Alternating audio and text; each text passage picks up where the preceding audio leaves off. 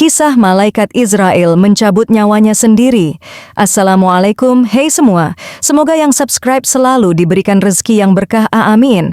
Alkisah tentang malaikat yang diperintah oleh Allah Subhanahu wa Ta'ala untuk mencabut nyawanya sendiri. Bagaimanakah rasanya jika si pencabut nyawa mencabut nyawanya sendiri? Karena begitu taatnya malaikat kepada Allah Subhanahu wa Ta'ala, maka dicabut jualah nyawanya sendiri itu. Bagaimana kisahnya? Adalah malaikat Israel yang telah diberi tugas oleh Allah Subhanahu wa Ta'ala sebagai malaikat pencabut nyawa. Kelak pada saat malaikat Israfil yang bertugas meniup terompet sangkakala, maka nanti kiamat akan terjadi. Saat itu semua yang hidup akan mati. Hari itu kiamat telah tiba dan sangkakala pun ditiuplah sebanyak 3 kali. 1. Tiupan pertama untuk menakuti siapa saja yang hidup. 2. Tiupan kedua untuk mematikan segala makhluk yang ada di bumi. 3. Tiupan ketiga untuk membangkitkan segala yang mati. Nah, pada saat sangkakala ditiup oleh malaikat Israfil, maka matilah semua makhluk, kecuali 1. Malaikat Jibril, 2. Malaikat Israel, 3. Malaikat Israfil, 4. Hamalatul Arsy. Kemudian Allah Subhanahu wa Ta'ala memerintahkan kepada malaikat Israel untuk mencabut roh-roh semua malaikat-malaikat di atas. Dan malaikat Israel melaksanakan perintah Allah Subhanahu wa Ta'ala.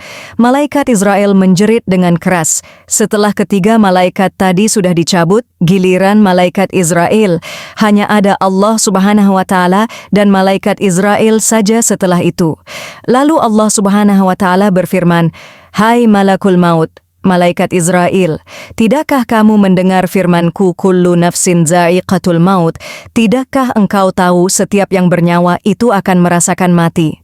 Allah Subhanahu wa Ta'ala berfirman lagi, "Aku jadikan engkau untuk tugas itu dan engkau juga harus mati."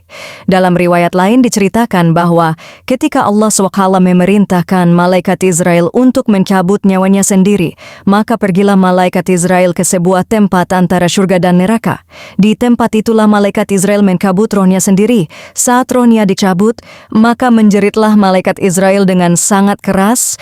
Bahkan dengan jeritannya itu, jika masih ada makhluk yang hidup, maka dia akan binasa karena jeritannya super dahsyat.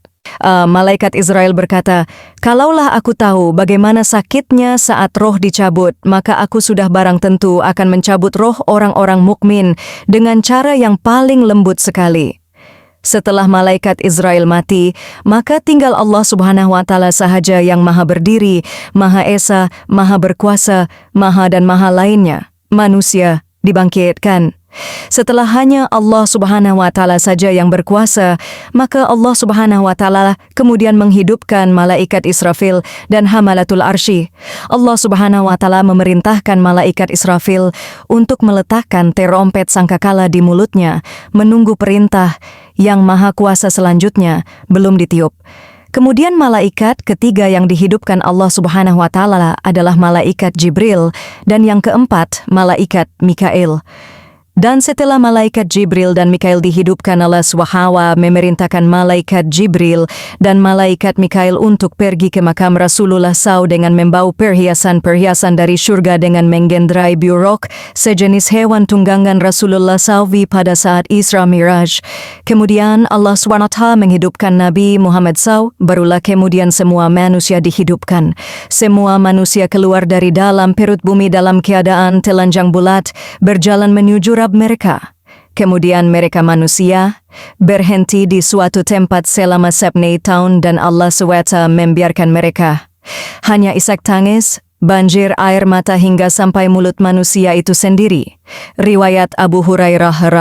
Wallahu ta'ala a'lamu bisawab. Terima kasih sudah menonton video ini.